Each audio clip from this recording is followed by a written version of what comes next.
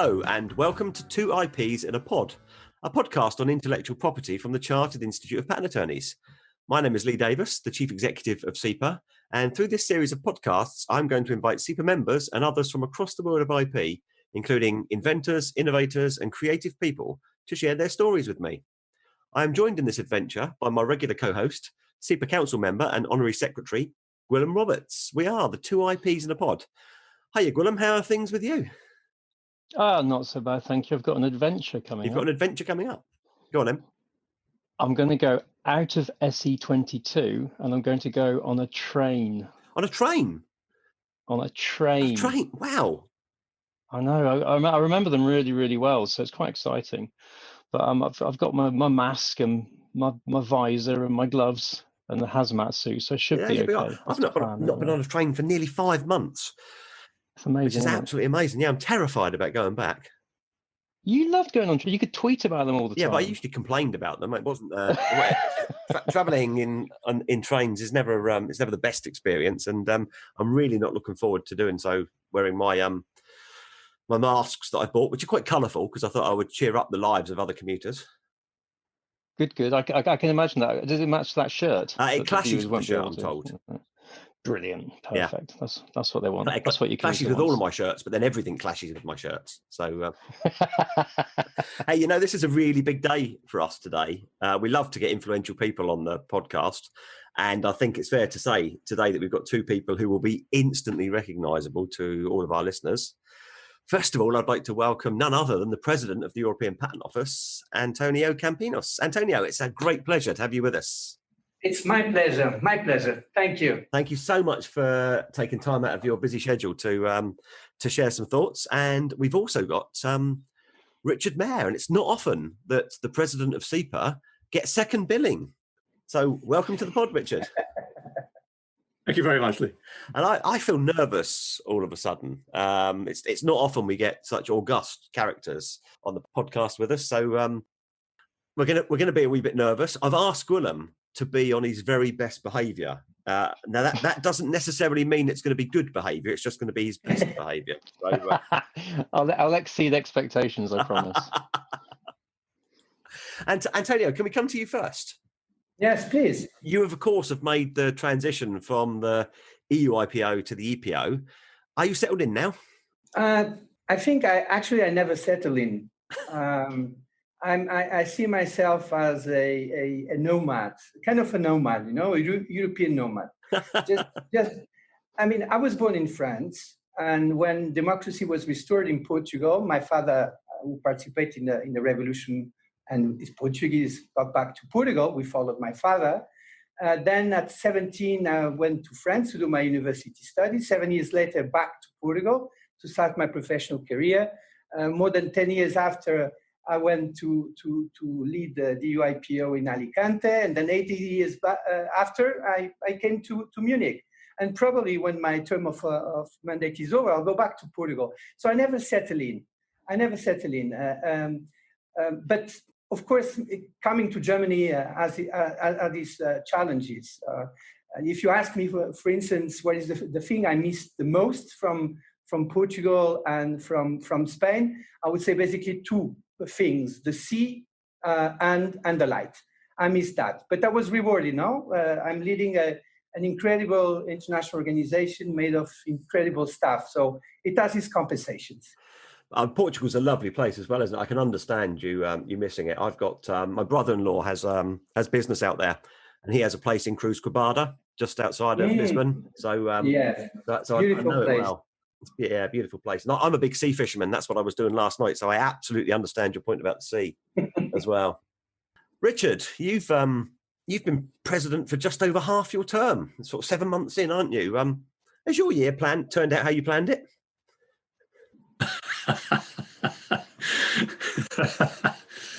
Sorry to laugh, but as the first 2 months, yes, that was all as planned, and I got in a good 2 overseas trips.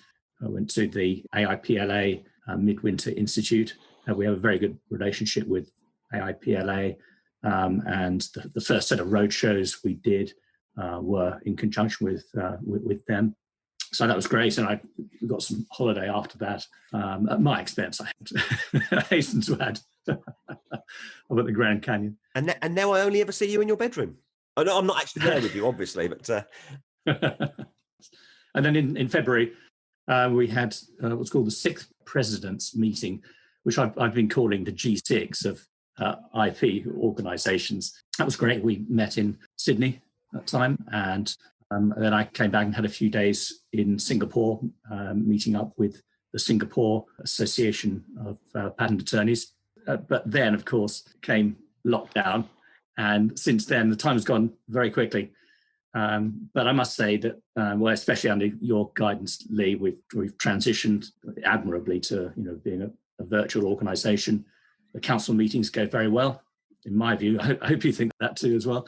But people turn up now in greater numbers than they used to. Yes, yeah.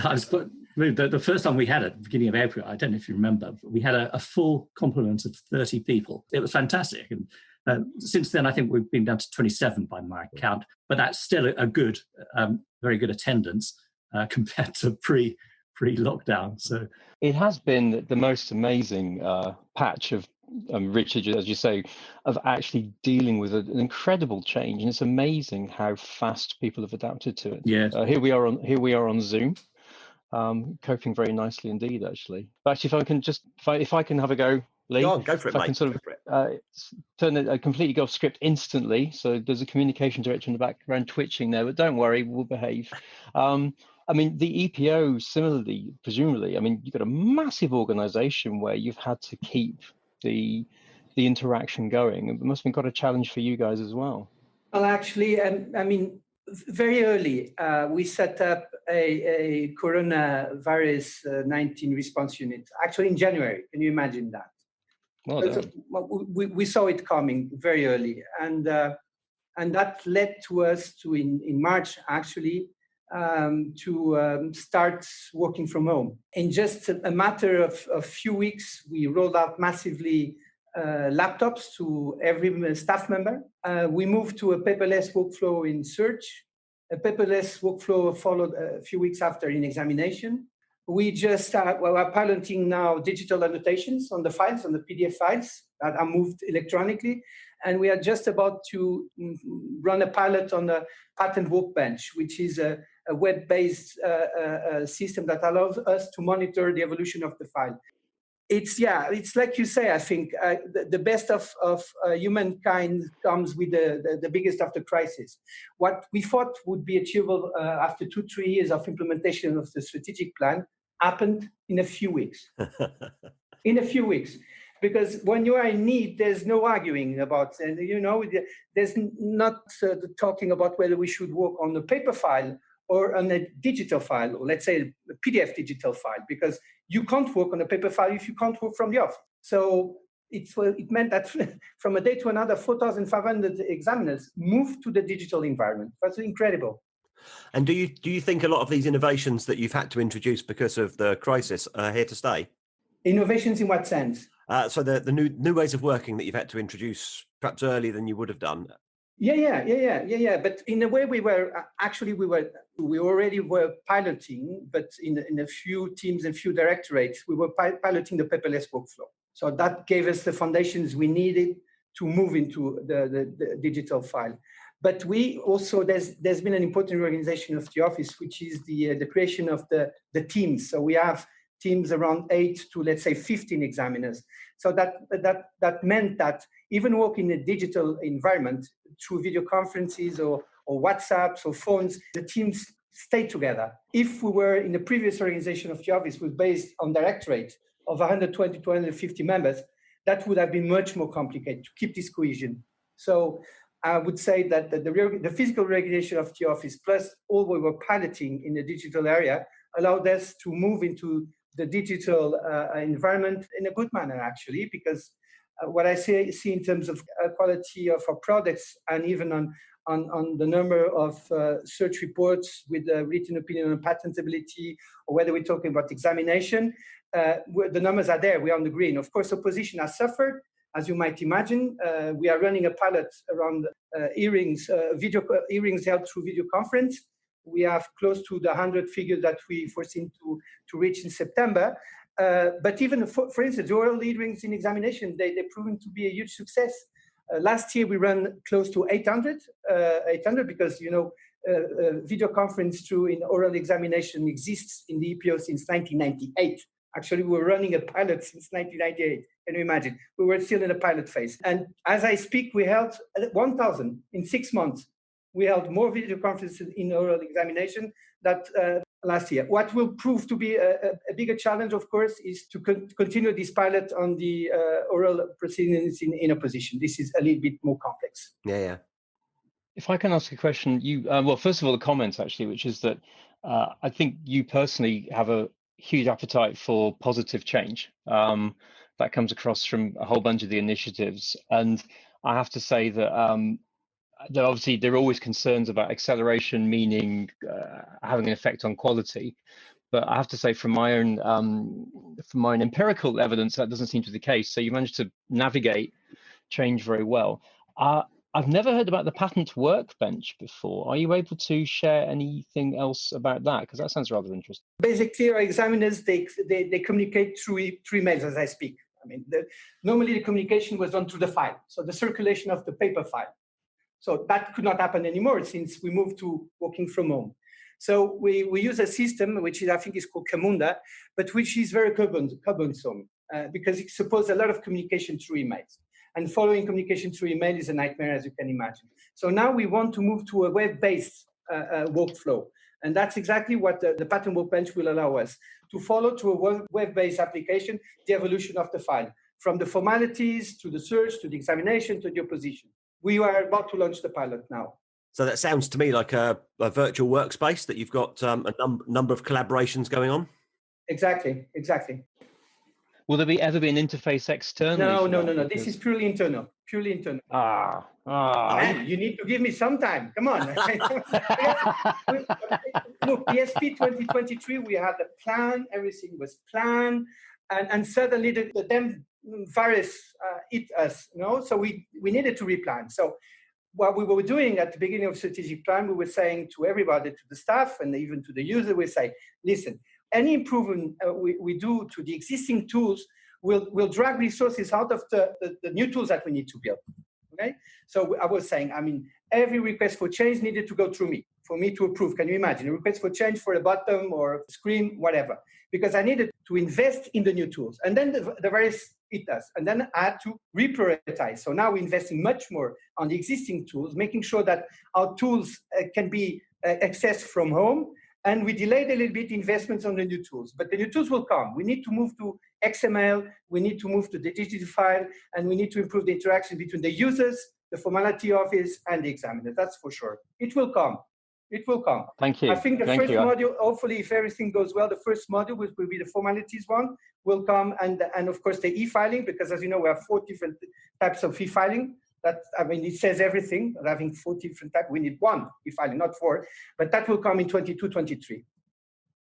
Thank you. That's deeply reassuring to hear. And as you know, we love every opportunity to contribute and to get involved. And the EPO has a great track record of chatting to us. One other quick thing before I shut up, which is you mentioned earlier, I think you mentioned your 1,000 coffees, and I've heard you mention before the legendary 1,000 coffees. Yes. So maybe you can explain that to the listeners, but then also I'd be interested to know how the impact has been not on you, because I know what the impact of 1,000 coffees is on a human being, but the impact on the relationships that you've developed as a result.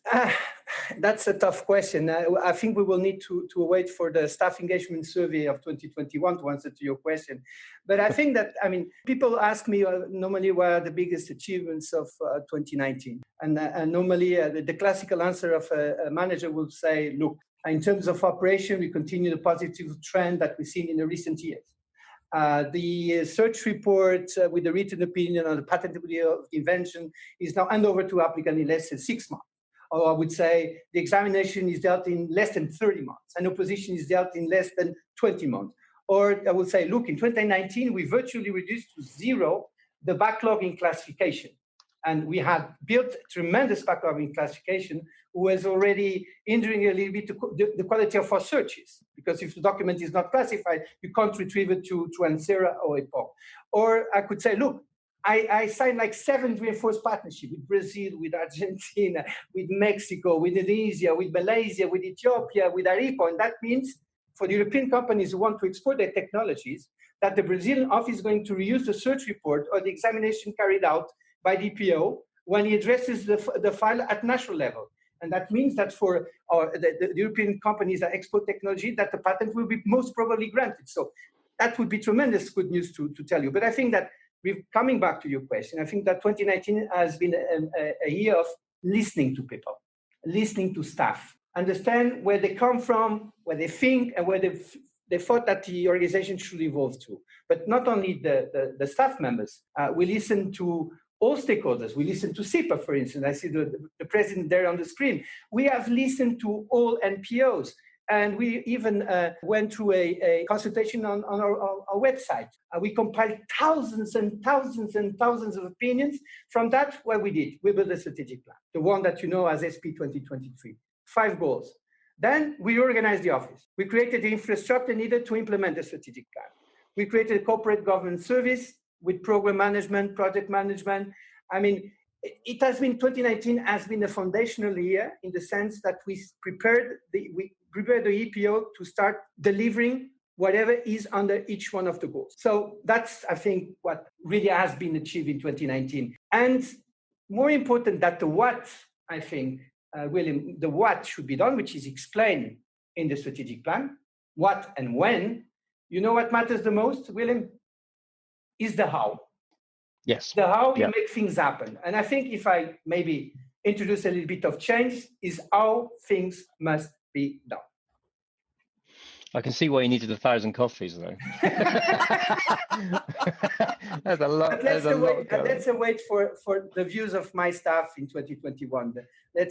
We have had a survey and actually on trying to check the levels of energy during this COVID-19. So I surveyed staff. It's true that you cannot compare the results of this specific survey with the results of the staff engagement survey of run in 2018, actually, or starting 2018 and delivered in early 2019. But when you see at the engagement levels of staff, it has gone up. It's amazing to see, for instance, that what staff really appreciated during in the management of the crisis was the support they got from their colleagues. And we have a rating over 80%, or even the support of the line managers. And now we're talking about the team managers and the directors. So they really were incredibly happy with the support they got from the colleagues and line management. They were also happy with the communication. So I can feel that something has changed, but I cannot tell you, Gwilym, that it has changed yet. But you can feel, I think, more vibrancy, more energy, that you can feel. I can feel it. I can't measure it yet. It is really reassuring. And just to pick up on one point, which is kind of the way that you're talking to the constituency and to your users. And Richard, you're probably in a better position than I am to kind of talk about some of the interactions and the way that we work. Yeah, well, thanks. It's a good moment for me to come in, I think. And I'll begin by thanking you, Antonio, for the careful attention that you do give to our letters. I've lost count now of how many letters I've written you this year, but you do give everyone careful attention, and we immensely appreciate that, because we know that we're not the only organisation. You must get a lot of such letters, so thank you very much for that.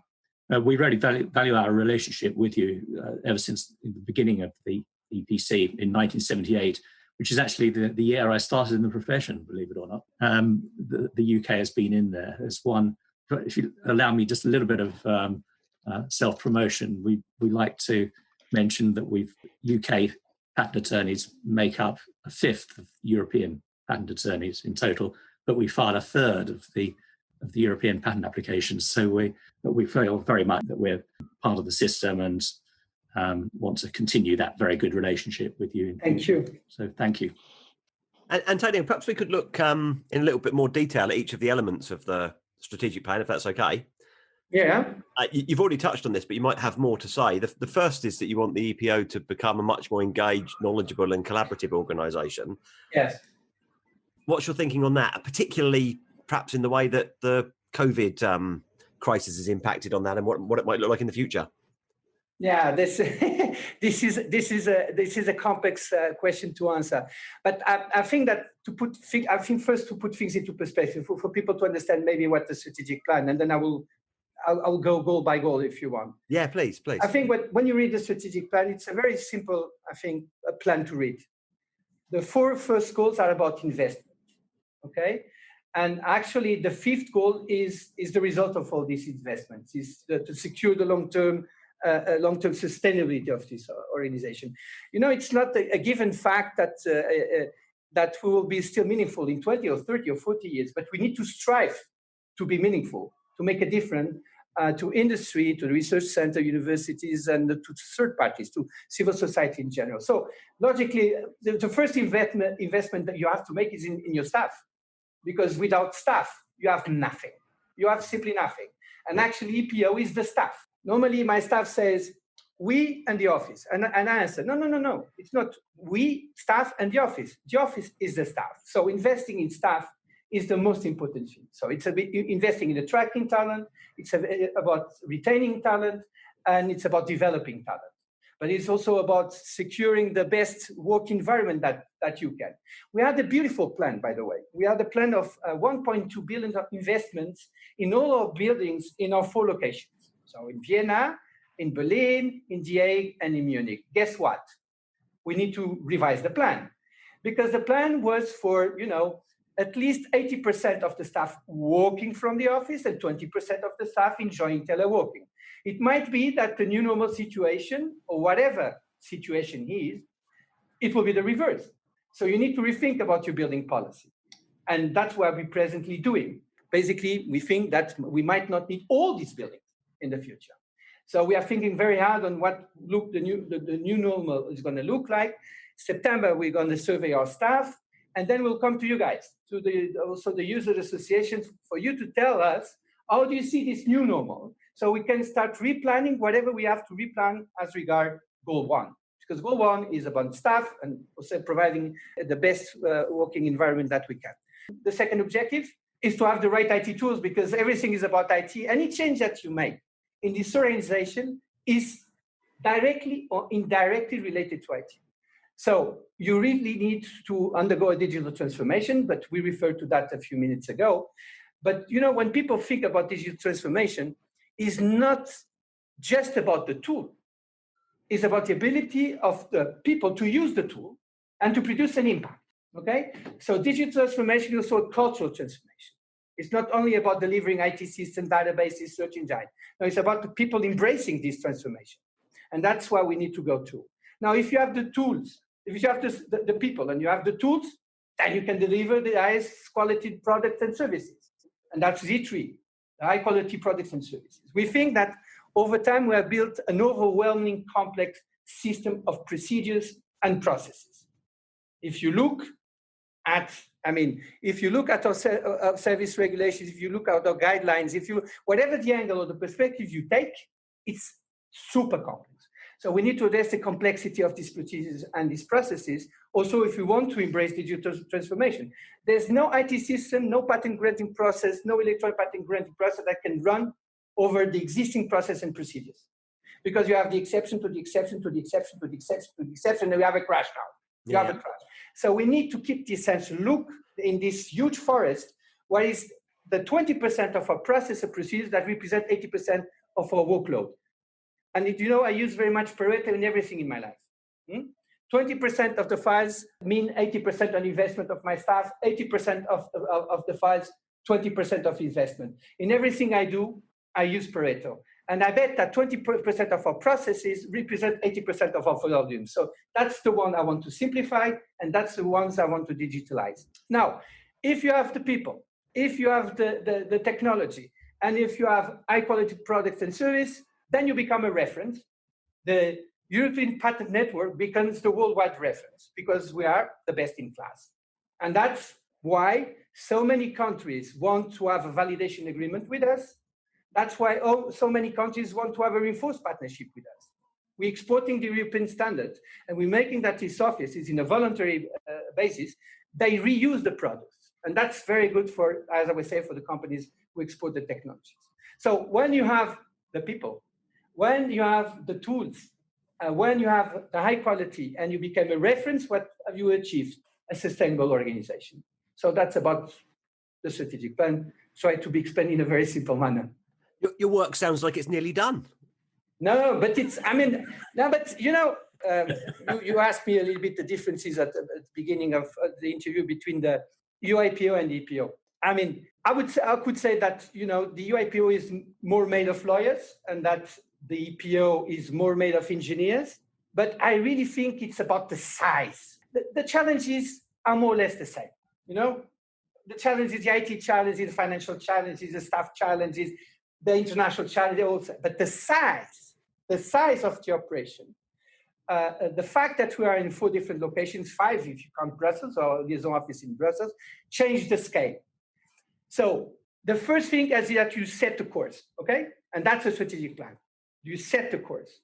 Then you try to produce alignment, because once you set the course, some start to run to the left and others start to run to the right. Hey, let's run in front of us. That's the alignment. And then you need to start making the ship moving. And this is a big ship, so it needs a lot of energy. But let me tell you something. One, it starts moving, and if the course is the right one, it's unbeatable. Unbeatable. This organization is incredible. You have so much talented people. If we start running in the same direction, we're going to make a huge difference in the world.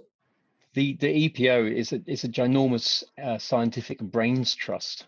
Yes. And I always sell patent attorneys actually as being a good mix of science and a good command of English and law. But for the EPO, you have to add on trilinguality, which British people just keep their heads down when that comes up as well. It's incredible. I had a quote for you from Mr. Mike Tyson, which is that everyone has a plan until they get punched in the mouth. So I love that quote, and I think the whole world has been punched in the mouth in the last few months. You know, CIPA, and we'll talk about some of CIPA's tribulations, but you know, the EPO, we've already talked about some of the stuff you've done. Give us some future gazing. We're a profession over here who obviously count heavily on the work product that comes out of the EPO. What are your projections for the patent process and use of it in the coming months and years? Any early signs? Well, what I can tell you is, for instance, what I foresee in the budget 2021, for instance, and there basically we estimated that we will have a drop in the workload, so in applications, and of around 10%. But this is, you know, an estimation. Of course, the estimation is based on enlightened or objective information, the ones that we had from the crisis of 2008. But I think that this figure is a fair figure as we speak. We might need to revise it as the year begins, or we come closer to the year. But I think it's a fair estimate. Now, what we see so far is that, yeah, the files coming from the other side of the Atlantic, from the US and from Japan, have decreased, but not unsurprisingly, the files coming from China and the files coming from South Korea, the files from China are 20% up compared to last year, and the files coming from South Korea 10% up compared to last year. So the first element is, will these countries, although China starts with a relative low base compared to US or Germany or Japan, or so, but they're growing very fast. Will China, the growth in files in China, which has a political commitment to double the number of exported patents, by the way, it's a political commitment of the Chinese government. Will this increase in files compensate the drop in files that we foresee within Europe and in the US and in Japan? Question mark. The other element, which is totally different from the financial crisis of 2018, is that there are technological fields which are booming, HBC, I would say, as a cluster, or even ICT, and those were suffering a little bit more, the mechanic part and metronic part. So it remains to see how this, increase and decrease will play together. What I know is that we will survey in September our users and ask our users how they see the trends going. And from this feedback exercise, we will refine a little bit the information that we have as we got what 21 is going to look like, and probably 2022. Thank you. And as you say, it's all crystal ball gazing. Yeah. What's interesting is that what we know is there's lots of innovation going on because of coronavirus. So Yes, of course. that's got to drive some stuff as well. But in terms of, I think, Richard, in terms of tribulations, I thought I might talk. It might be worth you mentioning a little bit of little exam success we have in the UK, which is we're very excited about, which is the shift to online exams. Richard, and if you wanted to quickly point to that triumph of your presidency. All right. Well,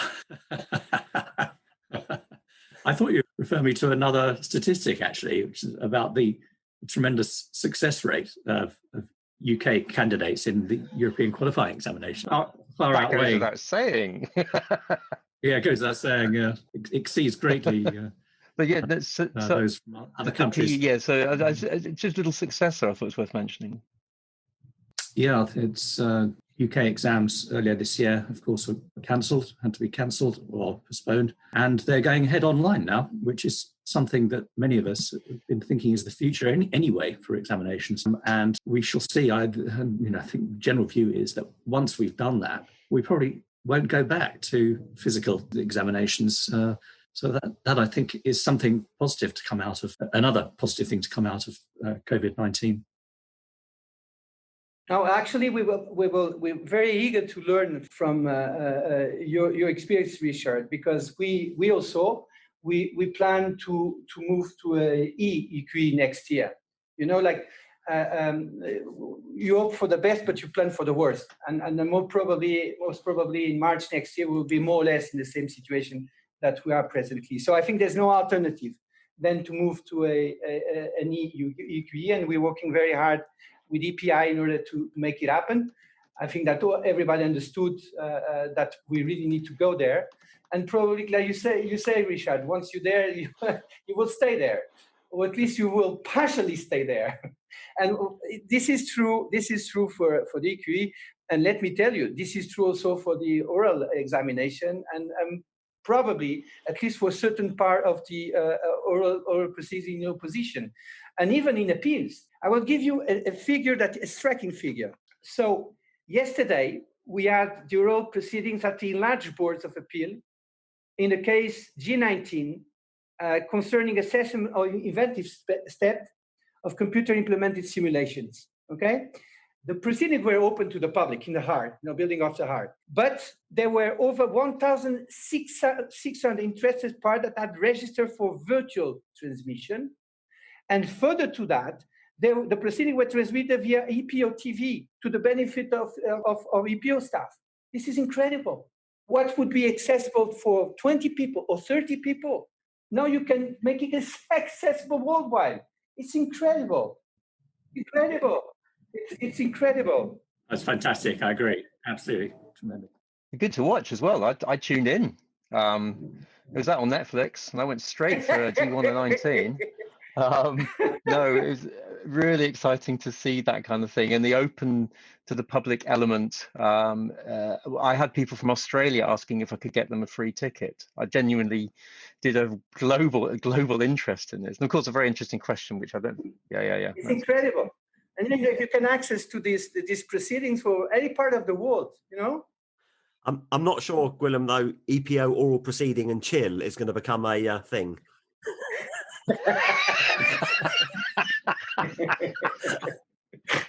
What an image. Antonio, it's really great to hear you say that plans are afoot to move the EQEs into an online presence. That's something that you'll have our absolute support for, and if there's anything we can do in terms of helping you with that, obviously we've gone some way with our own examinations to move those online, and that's been largely successful. The proof of the pudding will be when they're delivered in October. Yes, of course. We're really confident about that. So if there's any learning that we can share, then you absolutely must come back to us on that. I think we've covered pretty much all of the points that we said to you in advance that we would like to talk through, Antonio. Is there anything you'd like to ask us? It's quite nice sometimes if we give our guests the chance to pose some questions in reverse. When you think that the rugby games are going to be resumed? That's one for Gwilym. He's the rugby player. I was supposed to go and see. I think it was Wales against Scotland, right? and even what's the name? Is the Gwym? The Gwym, you know, the dragon. What's the name in Welsh? It's Gwilym. Gwilym, what's the name of Drake. I think the a goal. dragon? My Welsh isn't great. A dragon's called a drake. The drake, the drake. Yeah. Steve had offered me the drake, and I was so much excited to watch this game. And then, of course, with the COVID, it was the last game to be annulled, by the way, on the 6th. It was the last game to be annulled. So, do you have any clue when the rugby games are going to resume? Well, a bit like Germany, a bit like other countries, we now have the football back on, but not with crowds. So with fake noise when you watch it, which I think is ridiculous. My sons will all know, but you must go and watch a Wales game in Cardiff. It is absolutely I want to fantastic. do that. It will be my first rugby game. I've seen all. Oh, really? No, the first one. It's a wonderful experience and a lot of singing. So yeah, hold out for that. We will make that happen. In any case, I don't have a tiger like Mike Tyson, but I have a drake. Okay. Well, I think Antonio, thank you very much for sharing your time with us. It's been an absolute pleasure, and obviously, Richard, the same to you. It's always good to talk to you. That brings us to a close, really. So.